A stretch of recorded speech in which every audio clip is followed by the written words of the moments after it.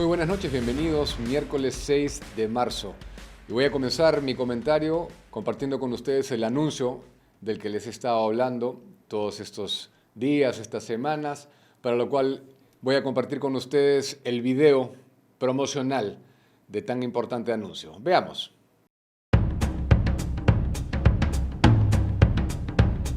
Porque la conversación no podía detenerse. Que es mejor ser desiguales en la riqueza que ser iguales en la pobreza. Que en Argentina es impensable que este tema sea tratado porque el periodista perdería el trabajo. Los temas que nadie se atrevió a tocar. Sinceramente, ministro, creo que es momento de aceptar que eso ha sido un fracaso, que no ha funcionado. ¿Cuánto se ha infiltrado el enfoque de género en nuestros países y ha dañado nuestras sociedades? No hay feminismo más misógino que el de hoy. Defendiendo los valores que ustedes conocen. Siempre tendrán en mí un defensor de los valores patrios, de la soberanía nacional, la economía de mercado. Los espero desde este lunes 11 en edición especial digital.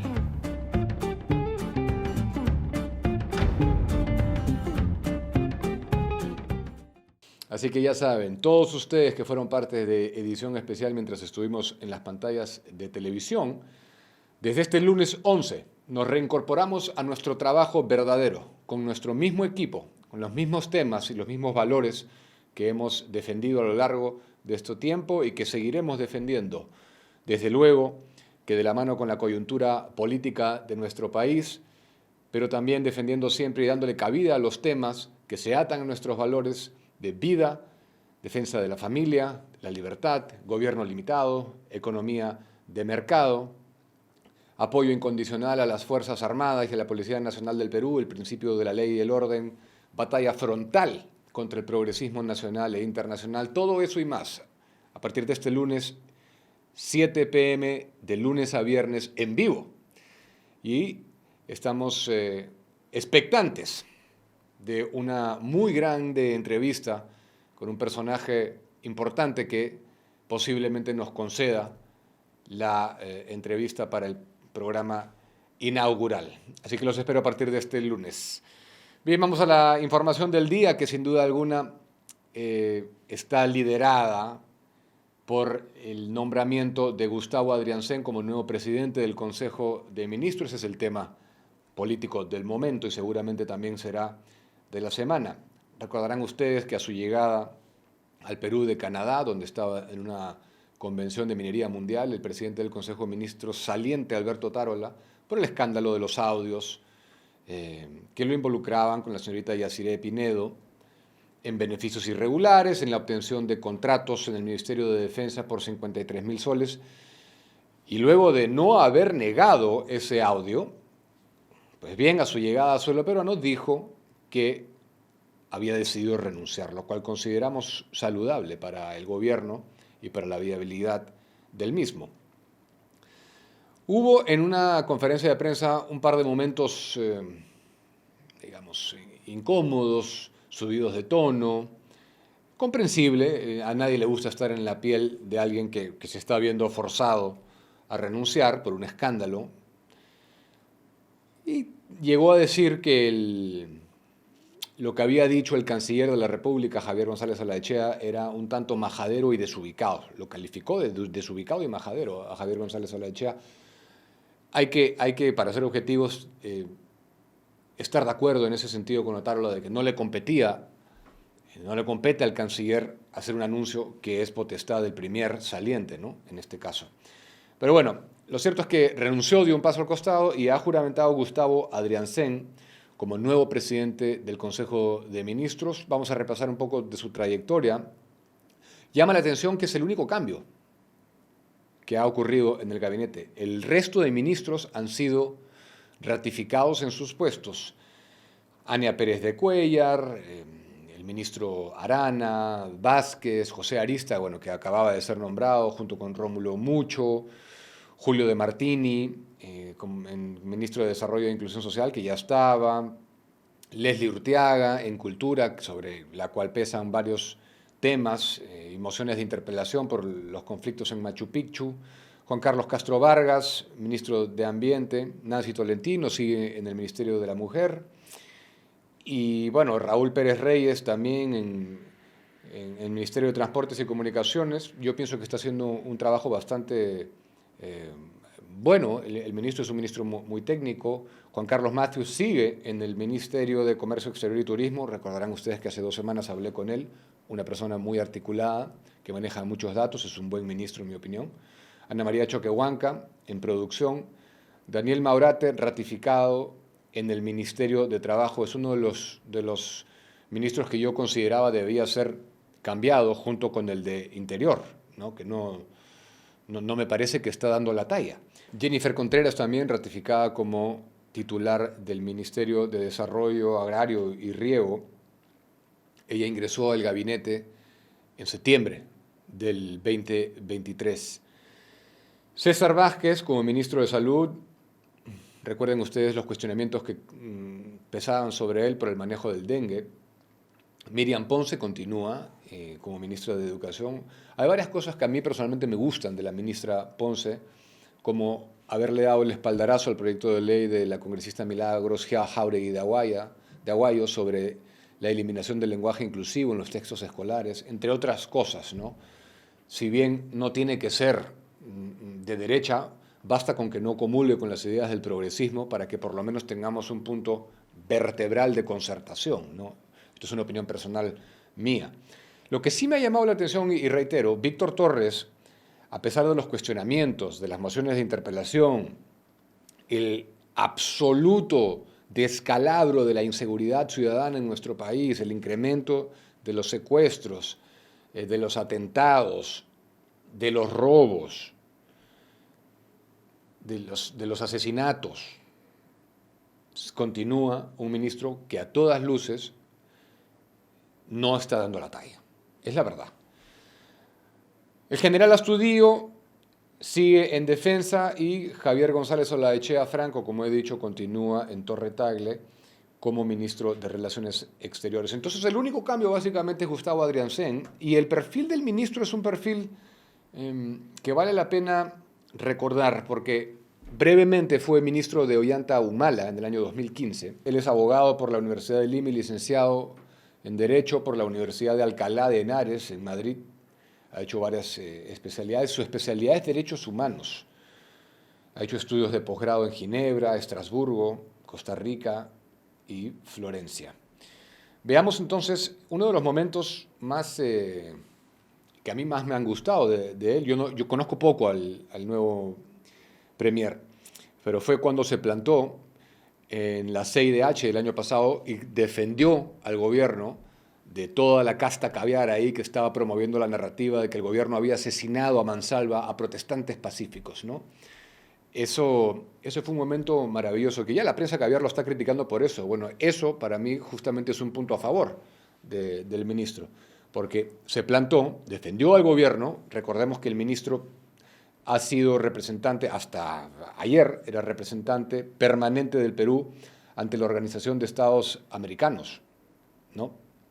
Entonces, en todo el fragor de las protestas hubo un momento en el cual a él lo increparon y él reaccionó y zanjó su posición en nombre del gobierno del Perú también, de que aquí no había ningún asesinato de nada, rechazando aparte el informe de la CIDH, que tenía un tufío de que hubiera habido una orden de asesinar a la gente, y generando un contexto adecuado, diciendo la verdad, que no eran protestas pacíficas, que los protestantes que saqueaban, que destruían propiedad pública y privada, que asesinaban a soldados, que le rompían canillas y rodillas y cabezas a nuestras Fuerzas Armadas y a nuestra policía, que llevaban a nuestros soldados a hundirse y ahogarse en ríos, que asesinaban y colgaban a mascotas, que incendiaban sedes del Ministerio Público con gente adentro, bloqueaban vías de carreteras costándole la vida a bebés, etcétera, etcétera, etcétera. No era un contexto de protestas pacíficas. Saludamos nuevamente, y me parece comenzar con el pie derecho para el premier, así sea solamente por eso, ¿eh? Es un gran indicador de que no comulga en este momento con la facción progre caviar, y ojalá le pueda aportar eso, un liderazgo desde esa óptica al gobierno de Dina Boluarte, que no la tiene nada fácil, ¿no? Entonces, ese es básicamente el perfil del ministro, como he dicho, representante permanente del Perú ante la OEA hasta el día de ayer, que ha aceptado el cargo de premier. Ministro de Justicia y Derechos Humanos durante el gobierno de Ollanta Humala, en el año 2015, pero por un periodo breve, ¿no?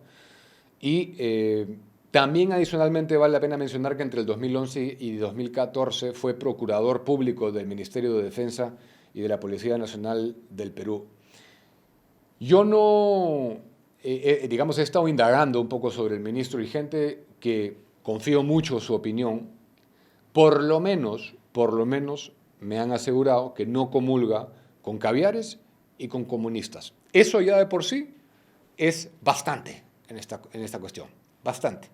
Y que tiene una óptica de derechos humanos, ojalá que pueda políticamente ser un actor concertador, conciliador, pero no desde la óptica caviar, ¿no? Sino de derechos humanos, pero para todos, y con objetividad. Entonces, bueno, vamos a ver y le deseamos desde luego la mejor de las suertes al nuevo premier Gustavo Adrianzen. Quiero compartir una encuesta con ustedes que en realidad debía haberla compartido hace 3 o 4 días, pero porque nos ganó otras informaciones, no pude hacerlo. Pero fíjense ustedes un estudio que ha hecho Ipsos Perú por encargo de IDEA Internacional entre el 18 de enero y el 5 de febrero del año en curso.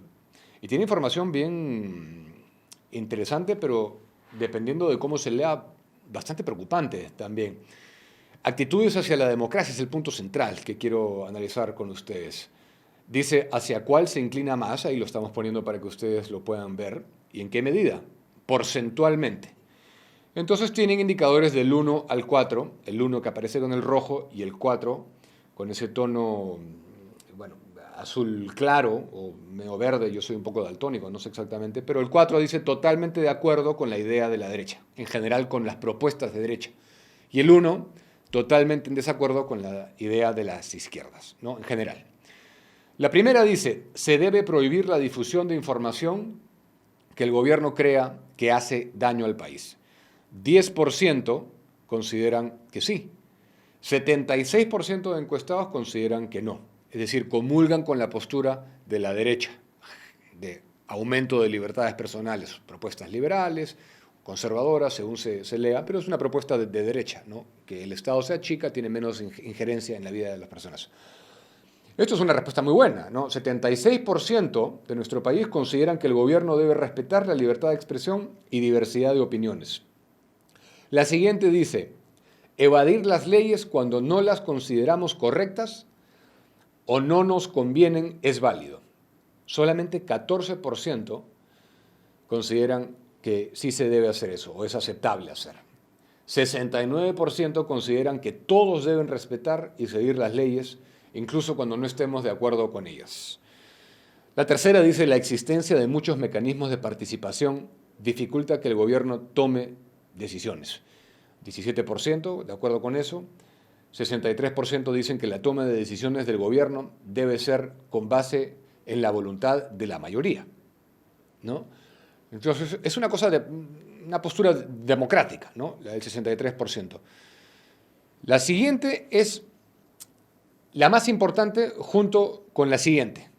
Las dos siguientes son las más importantes para mí. Fíjense lo que dicen. No me importa que un gobierno no democrático llegara al poder si resuelve los problemas del país. Ahí ya el rojo se va incrementando. 31% están de acuerdo con eso, ¿no? Mientras que 49% dice, a pesar de sus deficiencias, la democracia es la mejor forma de gobierno para el Perú. Pero 31%, vean ustedes, comulga con la idea de que no importa si un gobierno es democrático o no, si resuelve los problemas del país. Dicho de otro modo, para especificar, una dictadura, si es efectiva y resuelve los problemas del país, los grandes problemas del país, los problemas de la economía, de la inversión privada, de la generación de trabajo, de la infraestructura, de que la gente tenga conectividad, luz, agua, desagüe, que aumente sus ingresos, sus niveles de vida. Si soluciona eso una dictadura, es aceptable. Eso es lo que está diciendo esta encuesta. Luego dice, la democracia funcionaría mejor sin un Congreso. Fíjense cómo se va incrementando, ¿eh? 40% dice que funcionaría mejor. Y 38% dice la democracia no puede funcionar sin el Congreso, cosa con la cual yo estoy totalmente de acuerdo, ¿no? Entonces, acá hay incentivos perversos. Por ejemplo, las alianzas, las coaliciones electorales tienen la valla más alta. O sea, no hay ningún incentivo para formar coaliciones con organismos afines cuando debería ser más fácil. Pasa de 5 a 6%. Yo creo que se debería pasar de 5 a 4 o 3%. Es decir, mientras más movimientos tú amalgames y generes una unión, que te va a permitir a su vez una unión parlamentaria para poder gobernar y generar viabilidad democrática, la valla debería ser más baja. Eso sería un mecanismo de fomento para eso, ¿no? Hay incentivos perversos. La solución no es quedarnos sin un Congreso, porque el Congreso es la representación nacional directa, más directa que exista. ¿Hay que cambiarla? Sí. La representación debería pasar a representar distritos uninominales, se puede renovar por mitades, etcétera, como es en otras partes, ya lo hemos dicho, ¿no? Y por último, dicen, nuestro país necesita un líder fuerte, dispuesto a actuar con mano dura para poner orden. 50% están de acuerdo con eso y 31% dicen, nuestro país necesita un líder concertador y dialogante. Yo no estoy de acuerdo con eso. En la última estoy de acuerdo con el 50%. Yo pienso que acá se necesita un líder firme, muy firme, muy firme, que diga cosas como, si usted viola derechos humanos, viola los derechos humanos de los peruanos de bien, sus derechos humanos quedan suspendidos. Ya no nos interesan sus derechos humanos y lo vamos a eliminar, lo vamos a erradicar del firmamento. Ni siquiera, o sea, titubear, ¿no? Esa es una manera, una postura, por ejemplo, con la cual yo estoy absolutamente de acuerdo. Mano dura. Estamos en una guerra acá contra los sicarios. ¿A usted le parece que uno puede entrar a razonar de derechos humanos con una persona que lo asesina a uno por 200 soles? Por robarle un celular es capaz de meterle un balazo en el estómago y propiciar que se desangre. ¿Vamos a entrar a hablar de derechos humanos y a ceñirnos por organismos internacionales estándares para respetar los derechos humanos de esa persona que no tiene ningún miramiento por la vida de los hombres y mujeres de los peruanos de bien? Entonces, las cosas claras, ¿no? Pero lo que sí hago hincapié, y me ha parecido serio, ¿no? Y es una cosa que ustedes tienen que tener muy claro, porque esto es una encuesta reciente, es que no les importa. A 31%, felizmente es mayoría, todavía que a pesar de sus deficiencias, la democracia es la mejor forma de gobierno, ¿no? Pasando a otro tema, la Fiscalía ha decidido, convenientemente para Antauro Humala, archivar su investigación por apología, rebelión y conspiración, apología del terrorismo, ¿no? No olvidemos que el Andahuaylazo es un episodio histórico nefasto para el Perú en el cual se asesinaron a 4 policías y que fue liderado por Antauro Humala, y de lo que él ha dicho que se siente orgulloso, absolutamente orgulloso de lo que hizo en Andahuaylas. Y ya dijo él también que Sendero Luminoso es lo mejor que le ha pasado a la izquierda peruana, ha hecho apología. Eso es apología del terrorismo, no se puede hacer. Y no puede ser un líder de un partido que participe en elecciones en un sistema democrático, un señor como ese, que está, aparte, absolutamente desquiciado. Ya dijo que disolverá el Congreso si entra. Entonces, es un autócrata prelanzado, es un autócrata ya declarado, que su voluntad de perpetuarse dictatorialmente en el poder está manifiesta, no es ninguna especulación. Bueno, ha dicho lo siguiente, la tercera Fiscalía Provincial Penal Corporativa de Arequipa, representada en la persona de la jurista Viviana Valdivia, quien ha dispuesto a archivar esta investigación, seguramente debe estar amenazada hasta la pared del frente, ¿no? Declarar que no procede formalizar y continuar con la investigación preparatoria en contra de Antauro Humala por la presunta comisión del delito contra la tranquilidad pública en la modalidad de apología, etcétera, etcétera, etcétera, ¿no?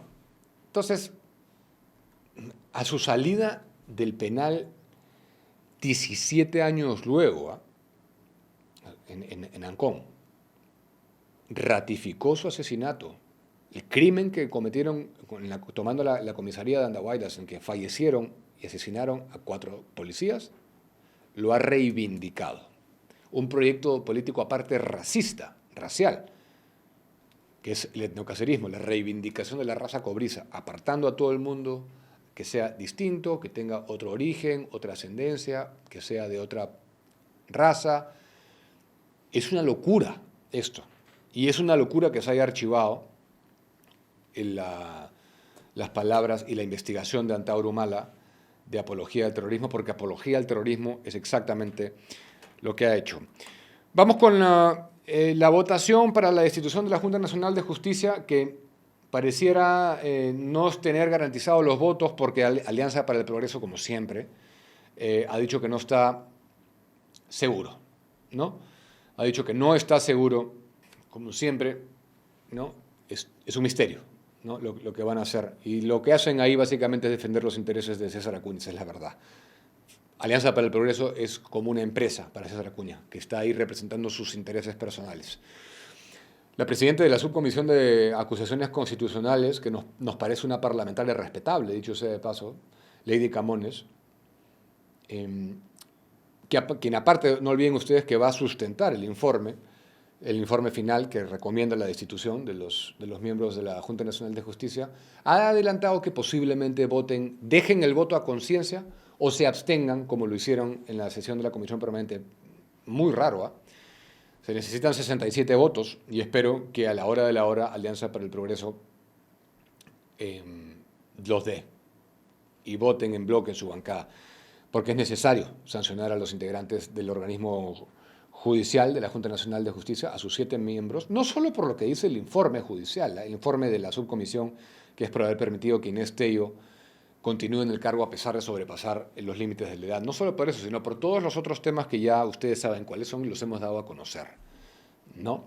Entonces, hay prevaricato, sin lugar a dudas, de la Junta Nacional de Justicia y se tienen que ir a su casa. Bien, muy contento de haber compartido con ustedes ese anuncio. Vayan alistándose, los que aún no lo han hecho, suscríbanse al canal, corran la voz. Estamos próximos a llegar a 8.500 en un poco más de 6 semanas. Es una locura cómo ha ido creciendo el canal. Y quiero decirles que me siento muy orgulloso del trabajo que hemos hecho y de la audiencia que hemos logrado construir a lo largo de 4 años, dándole una voz en prensa a gente que piensa comúnmente como nosotros, que no tenían representación periodística en la prensa, no tenían quien alzara su voz, quienes pretenden defender a la familia, a la vida, a la libertad, a un Estado pequeño y eficiente, a la seguridad ciudadana, a las posturas claras y firmes, al crecimiento económico, a la inversión de capital privado, a la generación de trabajo, a la reducción de la burocracia, a la reducción de impuestos, a la reforma y eficientización de la administración pública para lograr que nuestro país sea verdaderamente competitivo y que todo el mundo surja, pero con una defensa del ser humano por sobre todo. Todos esos valores, frente a nuestra postura clara de rechazo tajante a las políticas regresistas que no son progresistas porque de progreso no tienen nada, todo eso lo van a encontrar, como ustedes han visto los últimos 4 años, a partir del lunes, pero de manera diaria, ya no solamente los domingos, de lunes a viernes a las 7 p.m., en el mismo formato que ustedes conocen. Hemos construido un set, se ha armado todo, la misma mesa, el mismo formato, diario, ya no solamente los domingos. Así que ahí los espero. Inviten a sus seres queridos a suscribirse, a sus amigos, compártanlo, que arrancamos en solamente 5 días. Hasta mañana.